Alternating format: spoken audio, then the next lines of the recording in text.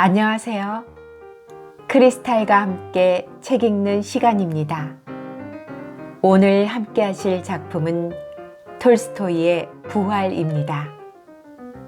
구독, 좋아요, 알림 설정 부탁드립니다.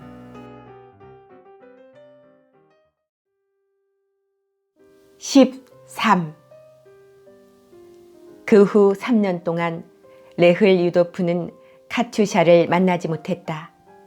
그러다가 신임 장교로서 소속 부대로 부임하는 길에 고모 집에 들렀을 때 비로소 다시 만나게 되었는데, 그는 3년 전 이곳에서 여름을 보내던 때와는 전혀 다른 사람이 되어 있었다.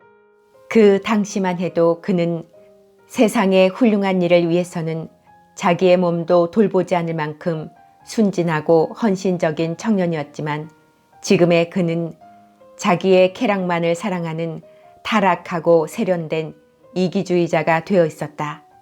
그에게 있어 그 시절은 세상이 신비감으로 느껴져 기쁨과 감동으로 그 수수께끼를 풀려고 무진 애썼지만, 지금은 이 세상의 모든 것이 단순하고 뚜렷하여 그를 애워싸는 생활의 조건에 의해 규정되고 있었다.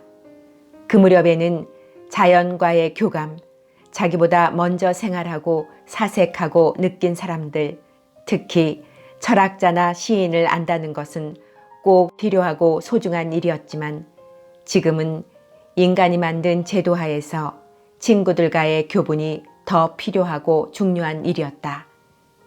그 무렵에는 여자가 신비롭고 매혹적인 것으로 여겨졌으며, 다름 아닌 그 신비성 때문에 매력 있는 존재로 보였지만, 지금은 여자라는 것의 의미가 자기의 가족이나 친구의 아내를 빼놓은 모든 여자의 의미가 매우 간단하고도 명쾌했다.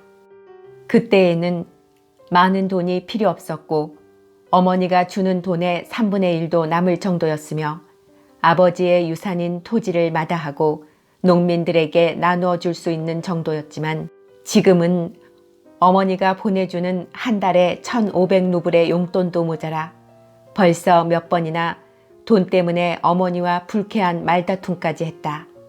그 무렵에 그는 자기의 정신적 존재를 자기의 참다운 자아라고 생각하고 있었지만, 지금은 자기의 건강하고 튼튼한 동물적 자아를 참다운 자기로 알고 있었다. 이렇듯 무서운 변화가 그에게 생긴 것은 오로지 그가 스스로를 믿지 않고 남을 믿게 되었기 때문이었다. 그리고 그가 자기를 믿지 않고 남을 믿게 된 것은 자기를 믿으면서 산다는 것이 너무나도 고통스러웠기 때문이었다. 자기를 믿으면 모든 문제를 늘 가벼운 쾌락을 찾는 자기의 동물적 자아에 유리하게 하는 것이 아니라 대개는 그 반대 방향으로 나가지 않으면 안 되었다. 그러나 남을 믿으면 해결해야 할 일들이 아무것도 없었다. 모든 것이 이미 다 마무리되어 있었으며, 더구나 그것은 늘 정신적 자아를 지배하고 동물적 자아에게 유리하게 결정되어 있었다. 뿐만 아니라 남을 믿으면 주위 사람들의 칭찬을 받을 수 있지만, 자기를 믿으면 늘 사람들의 비난 어린 시선이 그를 기다릴 뿐이었다. 이를테면 레흘 유도프가 신이나 진리나 부나 가난에 대해서 생각하거나 읽거나 이야기하면 옆 사람들은 모두 그것을 그에게 어울리지 않는 오히려 우스꽝스러운 일로 보았고, 어머니나 고모는 악이 없는 놀리는 투로 그를 프랑스 말로 우리의 친애하는 철학자라고 놀리곤 했다. 그런데 그가 소설을 읽거나 외설스런 이야기를 하거나 프랑스 연극의 우스꽝스런 통속적인 희곡을 보고 와서 재미있게 그 이야기를 해주면 사람들은 그를 칭찬하고 찬사를 보냈다. 그가 자신의 욕망을 절제할 필요성을 느끼고 낡은 외투를 입거나 술을 마시지 않거나 하면 모두들 그것을 색다른 하나의 허영심이라고 비난했고, 사냥이나 서재를 꾸미기 위해 특별히 사치스러운 장식을 사느라고 돈을 많이 쓰면 모두들 그의 취미를 칭찬하며 값진 선물을 사오기도 했다. 그가 결혼을 할 때까지 총각으로 순결을 지키겠다고 하면 친척들은 병이 아니냐고 걱정했고, 그들이 말하는 남자다움으로 어떤 프랑스 여자를 친구에게서 빼앗았다는 말을 했을 때에는 어머니는 한탄하기는커녕 오히려 기뻐했을 정도였다. 그와 카투샤와의 관계를 생각하면 어머니인 공작 부인은 온몸에 소름이 끼치지 않을 수 없었다.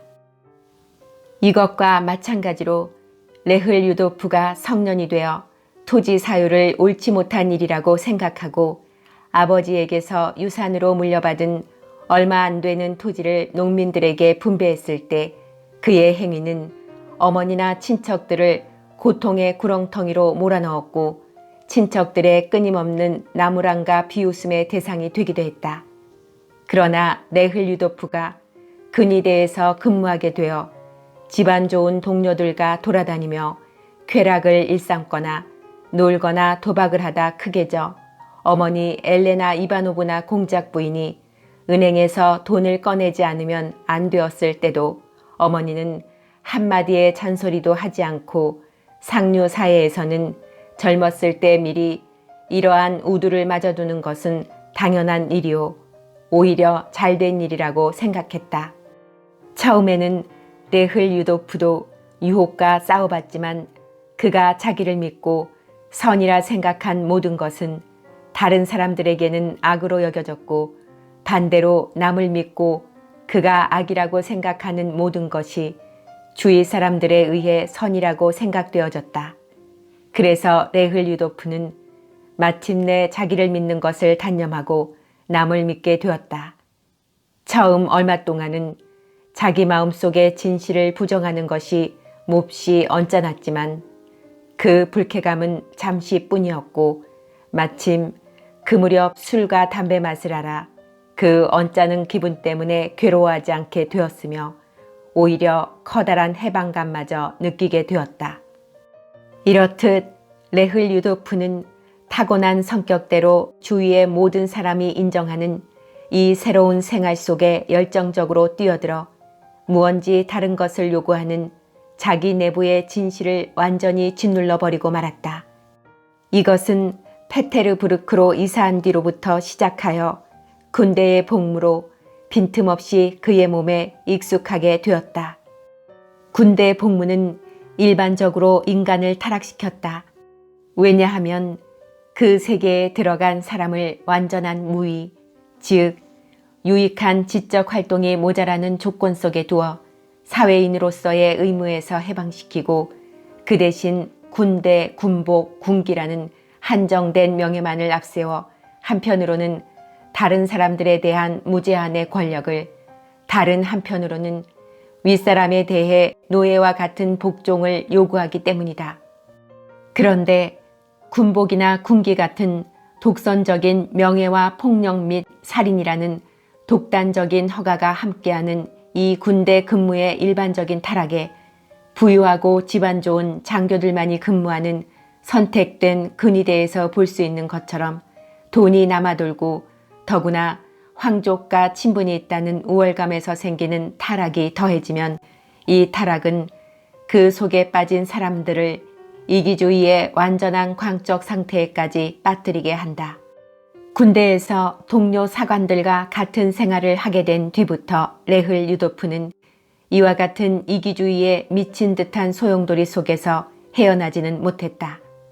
자기 손에 의해서가 아니라 남의 손에 의해서 훌륭하게 지어지고 깨끗이 손질된 군복을 입고 역시 남의 손에 의해서 만들어지고 닦여지고 주어진 군모를 쓰고 칼을 차고 마찬가지로 남의 손에 의해서 잘 길들여진 말을 타고 똑같은 동료 장교들과 더불어 교련이나 사열을 하고 말을 달리거나 칼을 휘두르거나 총을 쏘고 그것을 다른 사람들에게 가르치는 것밖에 할 일이 없었다.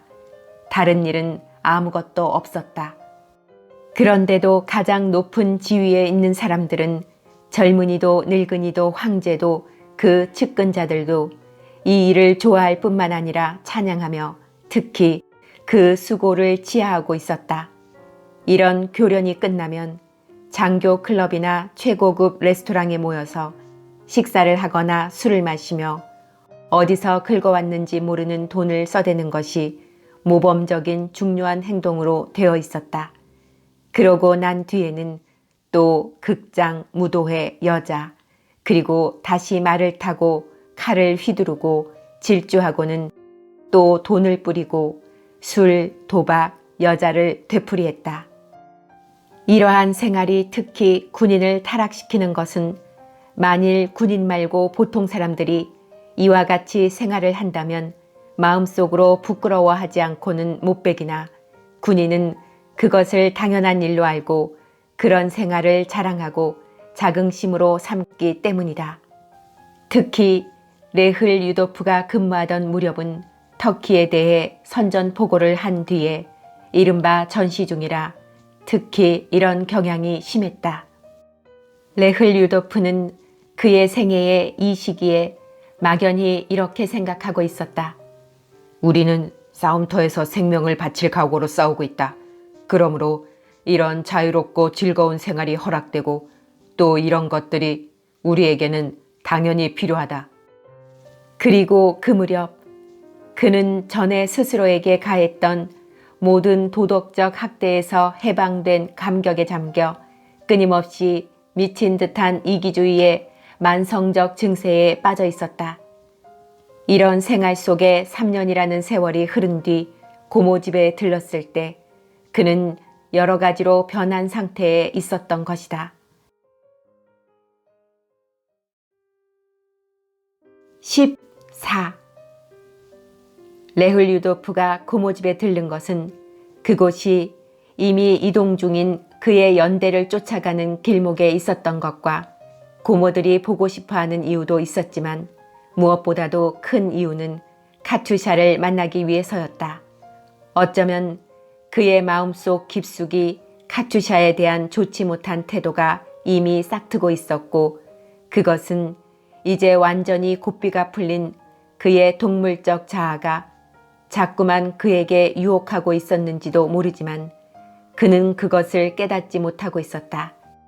다만 그는 그토록 즐거웠던 추억의 장소에서 잠시 머물면서 언제나 그가 깨닫지 못하는 사이에 사랑과 기쁨의 분위기로 그를 감싸주던 조금은 우스꽝스럽지만 상냥하고 마음씨 좋은 고모들을 만나고 그리고 그토록 그의 가슴에 아름다운 추억을 남겨준 사랑스러운 카투샤를 만나고 싶다는 감정뿐이었다. 그가 고모들의 영지에 도착한 것은 3월 말경인 부활절 전의 금요일이었다. 그때는 비가 억수같이 쏟아지고 있었으므로 길이 가장 질퍽한 때인데다가 그의 온몸은 비로 흠뻑 젖어 꽁꽁 얼어 있었다. 그러나 그 무렵은 언제나 그러했듯이 넘쳐나는 왕성한 기운을 느끼고 있었다. 그 처녀는 아직도 있을까?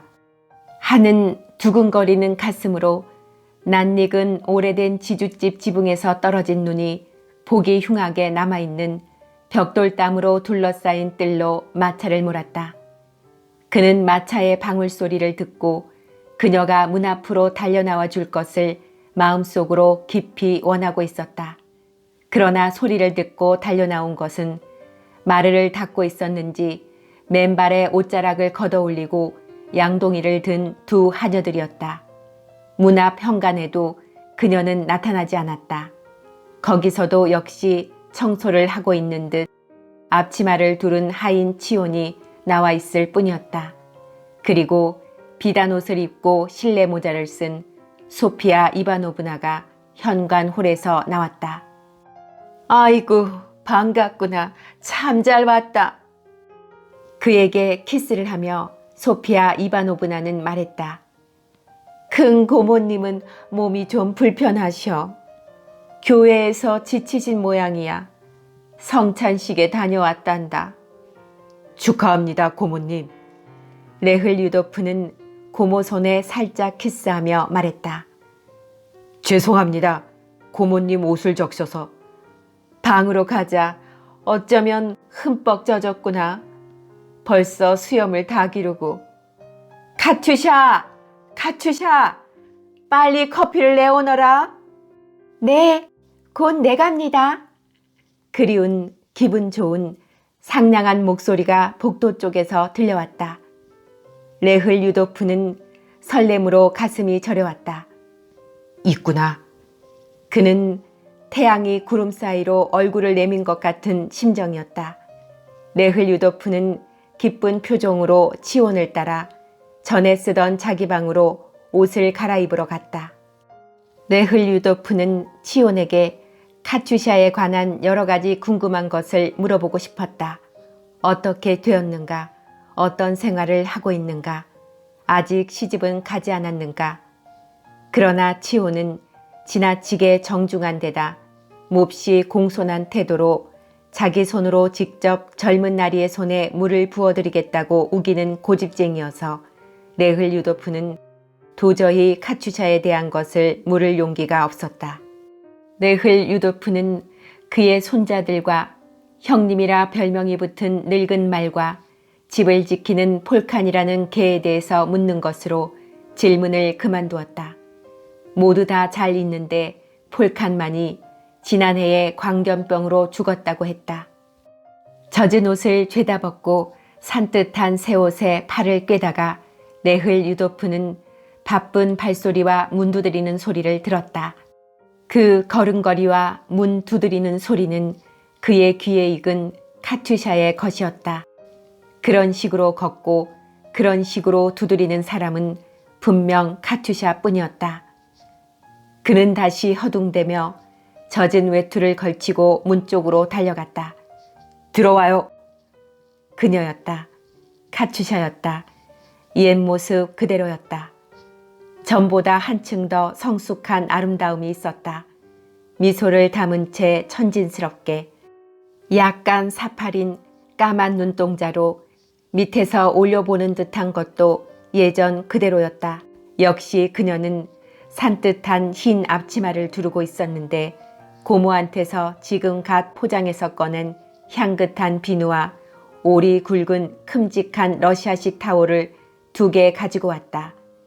새겨진 글씨가 아직 그대로 있는 아무도 손대지 않은 비누도 수건도 카투샤도 모두가 다 한결같이 깨끗하고 싱싱하고 순결해서 상쾌한 기분이었다.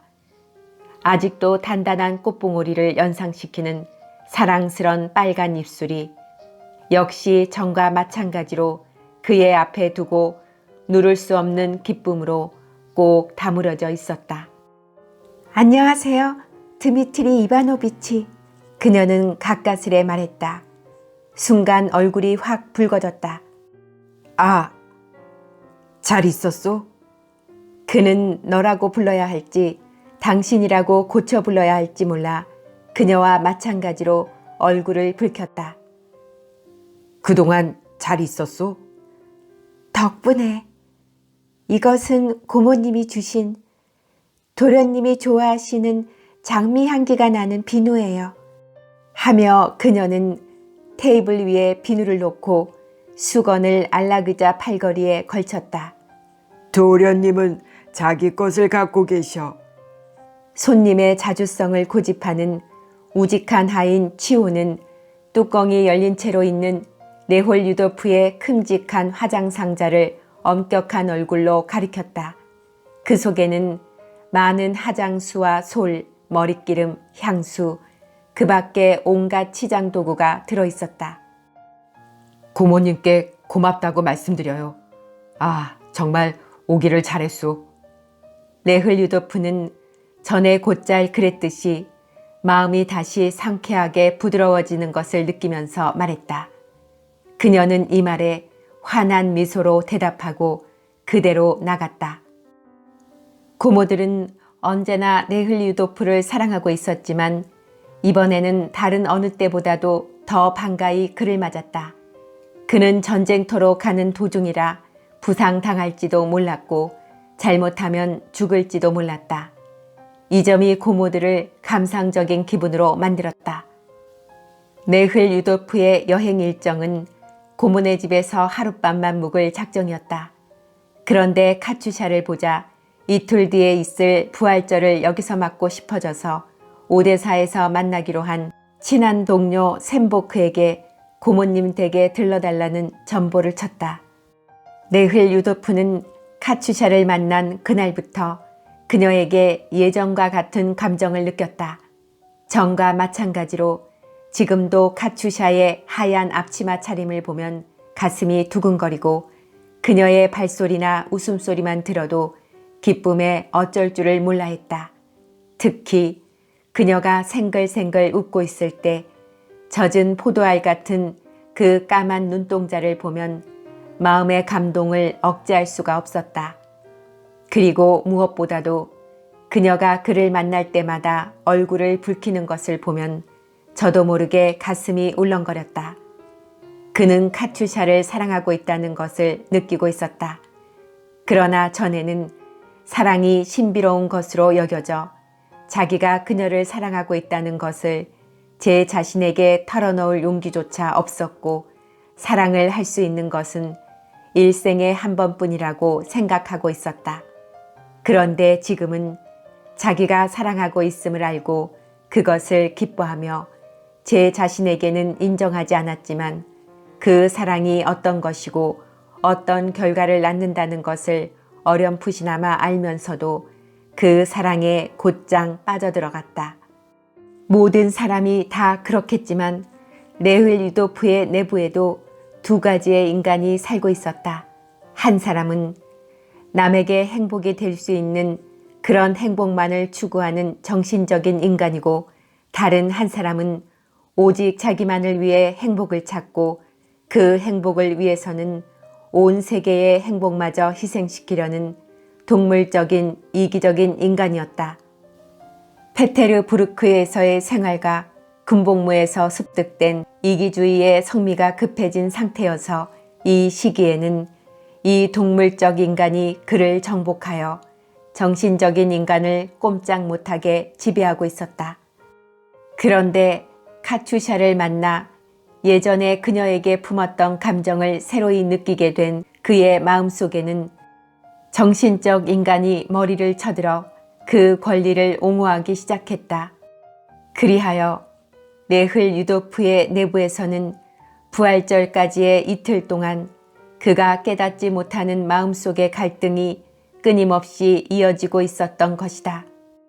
그는 마음속으로는 지금 이곳을 떠나야 하고 머물러 있을 까닭은 없다는 것을, 이러고 있으면 결코 좋은 결과는 되지 않는다는 것을 알고 있었지만 너무나 즐겁고 행복한 기분에 그는 그것을 자신에게 경고하지 않고 계속 눌러 있었다.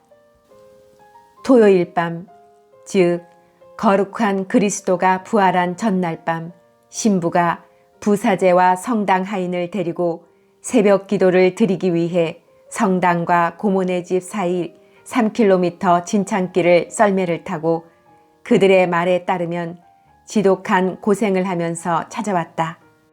네흘 유도프는 현관문에서 고모들과 하인들 옆에서 나란히 향로를 나르고 있는 카츄샤를 흘끔흘끔 보면서 기도가 끝날 때까지 서 있었다.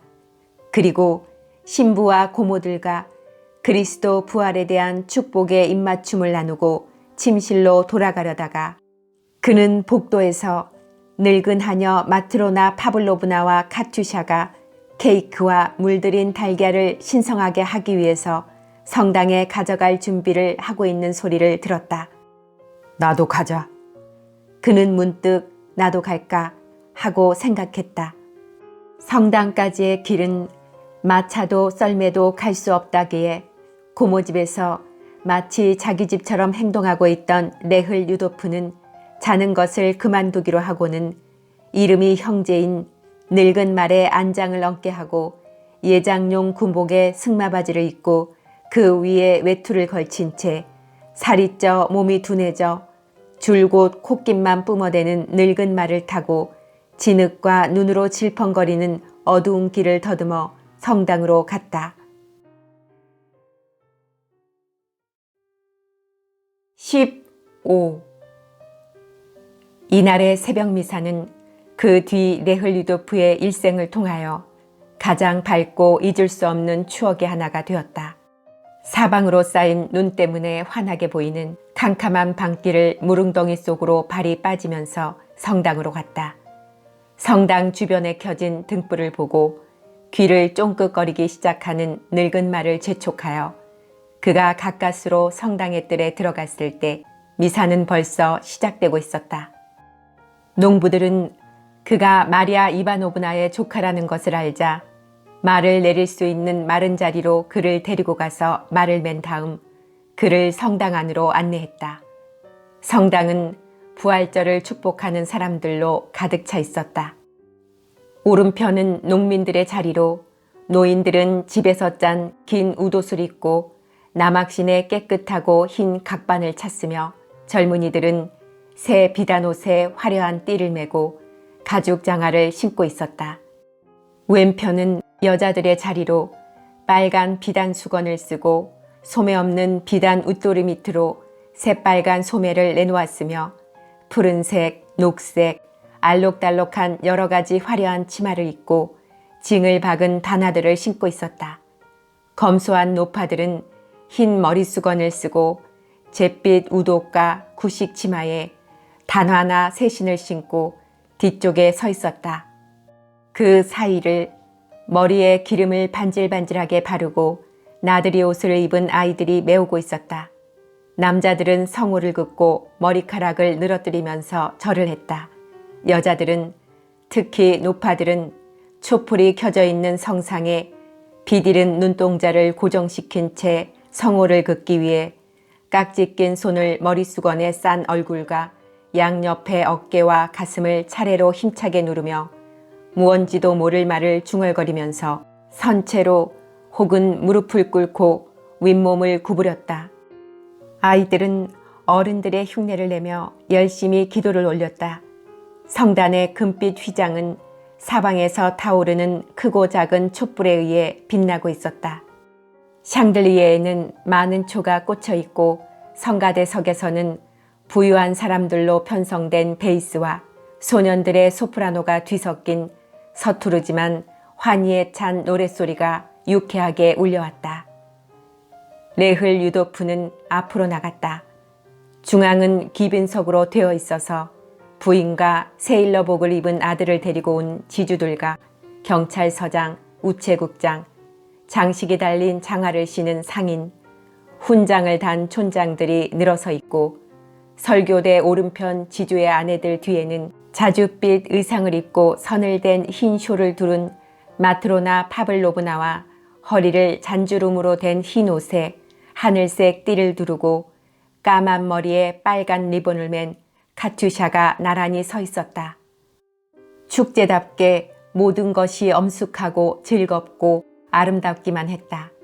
금실로 십자가를 수놓은 반짝이는 은빛 제의를 입은 신부들도 축일에 입는 금빛과 은빛 제의를 입은 부사제나 성당 하인들도 머리가 기름으로 번들거리는 나들이 옷차림의 성가대원들도 축제의 노래에 명랑하고 힘이 있는 노랫소리도 신부들이 꽃으로 꾸민 삼색 촛불에 손을 들고 줄곧 예수 부활하셨네, 예수 부활하셨네를 외면서 성당 안의 사람들에게 주는 축복도 모두 아름다웠다. 그렇지만 무엇보다도 아름다운 것은 하얀 옷에 하늘빛 띠를 메고 까만 머리에 리본을 달고 서서 감동으로 눈을 반짝이고 있는 카투샤였다. 레흐 류도프는 그녀가 얼굴을 고정한 채로 이쪽을 응시하고 있는 것이 느껴졌다. 그녀 곁을 지나 제단 쪽으로 걸어가면서 그는 어김없이 카투샤의 뜨거운 시선을 느꼈다. 그는 할 말이 아무것도 없었지만 언뜻 생각나서 곁을 지나가며 말했다. 아침에 미사가 끝나면 파티를 벌인다고 고모님이 말씀하시더군. 그를 볼 때면 언제나 그렇듯이 뜨거운 피가 그녀의 사랑스러운 얼굴에 활짝 피어올라 검은 눈이 기쁨의 미소를 담고 수줍은 듯 레흐 류도프의 얼굴에 멎었다. 네, 알고 있어요. 환하게 웃으며 그녀는 말했다. 이때 커피를 끓이는 노주전자를 들고 사람들 사이를 헤치고 나온 성당 하인이 카츄샤의 옆을 지나면서 그쪽은 보지 않고 버빗자락으로 그녀를 건드렸다. 성당 하인은 아마 레흘 유도프에게 피해가 되어서는 안 된다고 그것에만 신경을 쓰다가 그만 저도 모르게 카츄샤를 건드리고만 모양이었다. 어째서 이 하인은 모른단 말인가? 이 성당과 그리고 온 세계의 모든 것이 오직 카츄샤만을 위해서 존재하고 있다는 것을, 그리고 세상의 모든 것을 무시하더라도 세상의 중심인 그녀만은 무시할 수 없다는 것을 어째서 모르는가 싶어 레흘 유도프는 야속한 생각이 들었다. 성단 앞에 금빛 휘장이 빛나는 것도, 샹들리에나 수많은 촛대에 꽂혀 있는 양초도 그녀를 위해 타고 있고 주 부활하셨네, 모두 기뻐할지어다 라고 부르는 아름다움에 넘친 노랫소리도 그녀를 위해서였다. 이 세상의 아름다운 모든 것이 그녀를 위한 것이었다. 그리고 카츄샤도 그것이 모두 자기를 위한 것임을 알고 있는 것 같이 레흘 유도프는 생각했다. 허리가 잘록하게 주름 잡힌 하얀 옷을 입은 그녀의 청초한 아름다움과 기쁨에 넘친 환한 얼굴을 지그시 쳐다보았을 때 레흘 유도프는 그렇게 여겨졌다. 그는 그녀의 환한 표정에서 그가 마음속으로부터 부르고 있는 바로 그 노래를 그녀도 마음속으로 부르고 있다는 것을 알아차렸다. 새벽 미사가 끝나고 아침 미사가 시작될 때 레흘 유도프는 성당 밖으로 나갔다.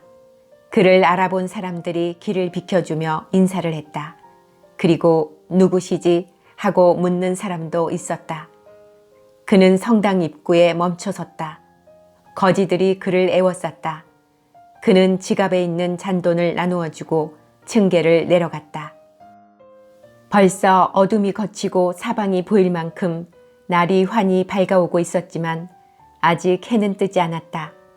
교회 둘레의 묘지에 점점이 사람들의 모습이 보였다. 카츄샤는 성당 안에 남아 있었다. 그래서 레흘 유도프는 그녀를 기다리며 서 있었다. 사람들이 잇따라 나왔고 구둣바닥의 징으로 돌을 울리면서 층계를 내려가 성당의 뜰과 묘지 쪽으로 흩어져 갔다.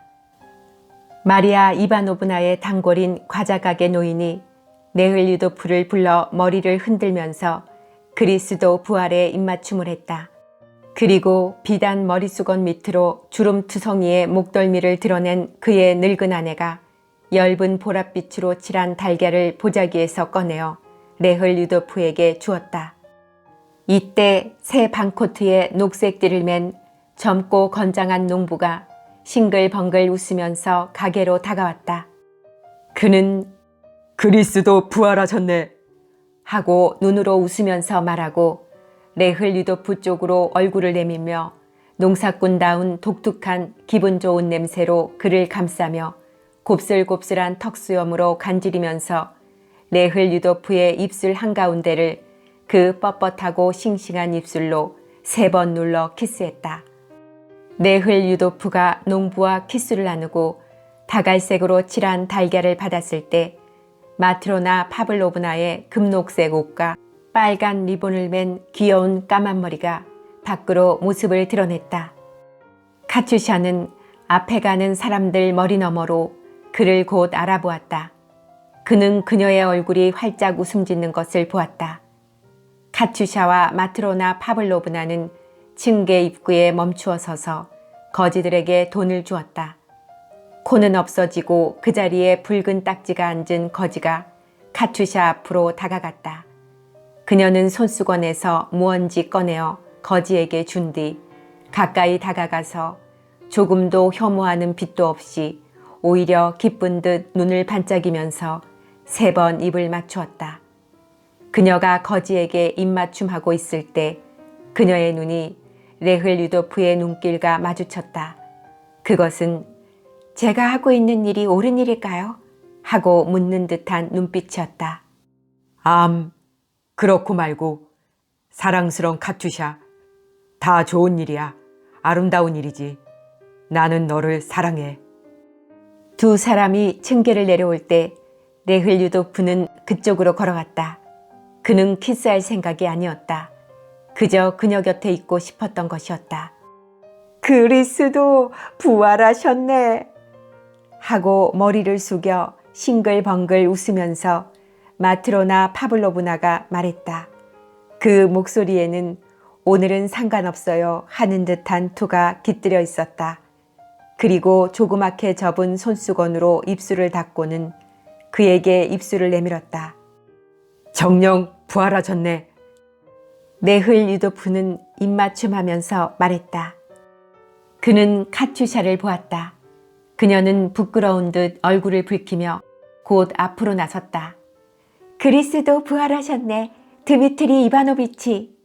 정녕 부활하셨네. 그는 대답했다. 그들은 2번 입을 맞추었다. 그리고 한 번 더 해야 할까 하고 생각하다가 해야 한다고 마음먹은 듯이 3번째 입맞춤을 나누고 서로 생긋이 웃었다. 신부한테 안 가보겠소? 하고 레흘 유도프가 물었다. 아니에요. 우리는 잠시 여기 앉아 있겠어요. 드미트리 이바노비치. 카투샤는 벅찬 일을 끝낸 것처럼 천천히 가슴 가득히 한숨을 쉬더니 더없이 맑은 약간 사팔뜨기의 정다운 눈으로 그의 눈을 똑바로 보며 말했다. 남녀 간의 사랑에는 그 사랑이 절정에 이르러서는 의식도 분별도 감각도 모두 잃어버리는 순간이 언제나 있는 법이다. 거룩한 그리스도 부활의 이 밤이 레흘 유도프에게는 그런 순간이나 마찬가지였다. 그가 지금 카투샤와의 일을 회상해 볼 때 그녀를 본 모든 기억 속에서 이날 밤이 모든 것을 휘덮어버리는 아름다움이 있었다.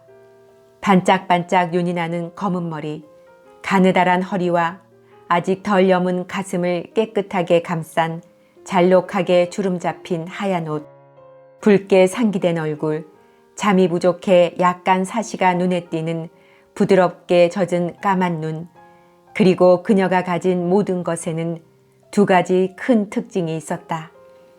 그것은 순결한 처녀의 깨끗함과 사랑의 깨끗함이었다. 그 사랑을 그도 알고 있었지만 그에게 대한 사랑만이 아니라 모든 것에 대한 사랑, 이 세상에 있는 좋은 것은 물론 그녀가 입맞춤해준 그 거짓까지 포함한 모든 것에 대한 사랑이었다.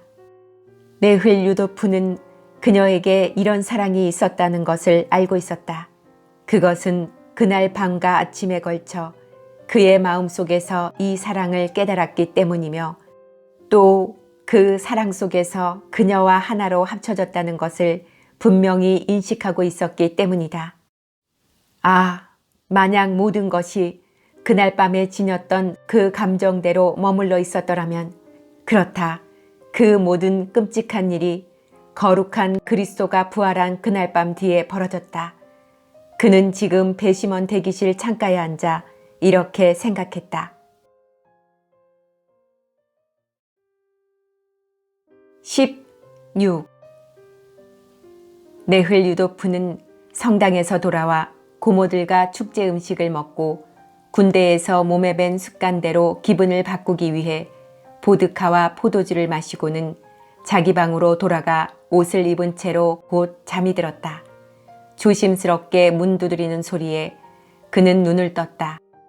그 문 두드리는 소리로 그것이 카투샤임을 안 그는 눈을 뜨고 기지개를 켜면서 일어났다. 카투샤? 어서 들어와요. 그는 침대에서 내려오면서 말했다. 그녀는 문을 조심스럽게 열었다. 식사하세요. 하고 그녀가 말했다. 그녀는 아까 그 하얀 옷을 그대로 입고 있었으나 머리에 리본은 떼었는지 없었다. 그와 눈이 마주치자 그녀는 무언가 특별히 기쁜 소식이라도 알리러 온 것처럼 활짝 얼굴을 들었다. 곧 가지. 빗을 집어 머리를 빗으면서 그는 대답했다. 그녀는 그대로 떠나지 못하고 꾸물거리고 있었다. 그것을 본 그는 빗을 내던지고 그녀에게 다가갔으나 그 순간 그녀는 획 몸을 돌려 여느 때의 경쾌하고 재빠른 걸음으로 복도의 양탄자 위를 달려갔다. 난 왜 이리 바보일까? 레흘 유도프는 속으로 중얼거렸다. 왜 붙잡지 않았을까? 그는 그녀를 쫓아 복도를 향해 달려갔다. 그녀를 어떻게 할 것인지 그 자신도 알지 못했으나 그녀가 그의 방에 들어왔을 때 그럴 때 누구나가 하는 무언가 다른 행동을 보였어야 하는데 그것을 하지 않은 듯한 기분이 들었다. 카투샤, 잠깐만. 하고 그는 말했다. 그녀가 돌아보았다. 왜 그러세요? 잠깐 서서 그녀가 물었다. 그저 좀... 그리고는 스스로를 타이르며 이럴 경우 그와 같은 입장에 있는 사람이라면 이렇게 행동할 것이라고 생각하며 카투샤의 허리를 끌어안았다. 그녀는 놀라며 그의 눈을 바라보았다. 안 돼요. 드미트리 이바노비치, 안 돼요. 그녀는 붉게 물든 얼굴에 눈물이 글썽해지면서 이렇게 말하며 억세고 거친 손으로 허리를 감은 그의 팔을 뿌리쳤다. 레흘 유도프는 그녀를 놓아주었다. 그 순간 쑥스럽고 부끄러웠을 뿐 아니라 제 자신에게 혐오를 느꼈다. 그는 자기를 믿었어야 했는데 이 쑥스러움과 부끄러움이 겉으로 스며나온 그의 영혼의 가장 선량하고 진실된 감정이었다는 것을 알지 못했다. 오히려 그는 그와 반대로 이것은 그의 내부에서 그의 어리석은 마음이 사람들이 누구나 하는 것처럼 하면 된다고 속삭이는 것이라고 생각했다. 그는 다시 카투샤에게 다가가서 또다시 끌어안고 목덜미에 키스했다. 이 키스는 지난번에 했던 두 번의 키스, 첫 번째는 라일락 숲속에서 무의식적으로 한 것, 두 번째는 오늘 성당에서 한 것. 그것과는 전혀 다른 느낌이었다. 그것은 무서운 키스였다. 그리고 그녀도 그것을 직감했다. 왜 이런 짓을 하세요? 그녀는 마치 더없이 소중한 것이 이제 다시는 원래대로 돌아오지 않게끔 못쓰게 망가진 것처럼 비통한 소리로 원망스레 말하고는 그의 손을 뿌리치고 달아났다. 그는 식당으로 들어갔다. 화려하게 차려입은 고모들과 의사와 이웃 여자 지주가 전체 요리를 차려놓은 식탁 앞에 서 있었다. 여느 때와 다름없이 그대로였지만 레흘 유도프의 가슴 속에는 거친 폭풍이 일고 있었다. 그는 자기에게 무슨 말을 하고 있는지 아무것도 귀에 들어오지 않아 엉뚱한 대답만 했고 복도에서 쫓아갔을 때의 그 키스의 감촉을 떠올리면서 오로지 카투샤만을 생각하고 있었다. 다른 것은 아무것도 생각할 수 없었다. 카투샤가 식당에 들어왔을 때 그는 그녀를 보지 않고도 온몸으로 그녀의 채취를 느꼈으며 그쪽을 보지 않으려고 무던히 애를 썼다. 식사 시간이 끝나자 그는 곧 자기 방으로 물러나 격한 흥분에 사로잡혀 방 안을 서성거리면서 그녀의 발소리를 기다리며 식당에서 들려오는 소리에 귀를 기울였다.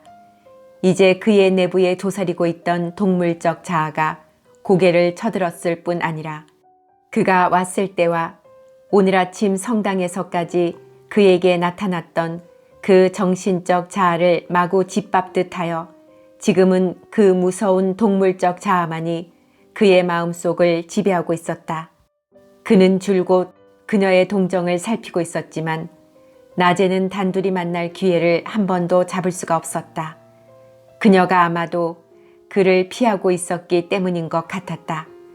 그런데 저녁 무렵 카투샤가 의사의 잠자리를 준비해 주러 우연히 레흘 유도프가 있는 방의 옆방에 가야 할 일이 생겼다.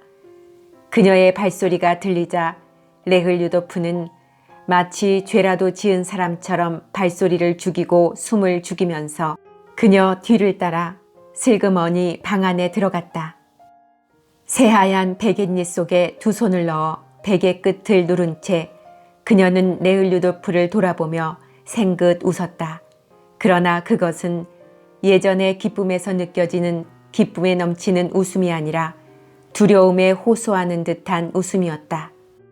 그 웃음은 그가 하려는 짓이 좋지 않은 일이라고 그에게 애원하고 있었던 것이다. 그 순간 그는 멈추어 섰다. 그 내부에는 아직도 심한 갈등이 있었다. 미약하기는 하나 그래도 아직 그녀에 대한 진실된 사랑의 소리가 울려 퍼지고 있었다. 그것은 그녀의 마음을, 그녀의 생활을 그에게 알려주고 있는 것이다.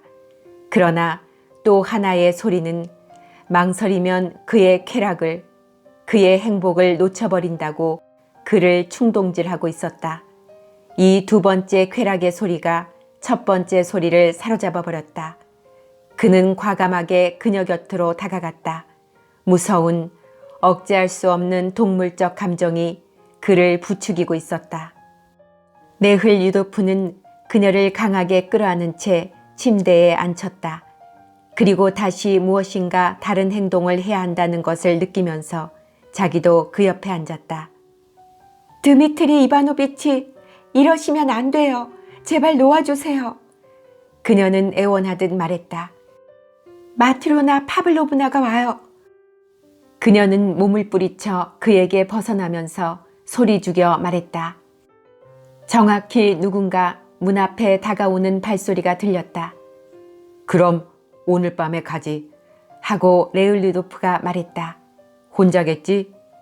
무슨 말씀이세요? 안 돼요. 절대로. 그녀는 입으로는 이렇게 말했지만 이상하게도 약간은 설레면서도 그녀의 몸은 이와는 다른 것을 말하고 있었다. 문 앞에 다가온 것은 정말 마트로나 파블로브나였다.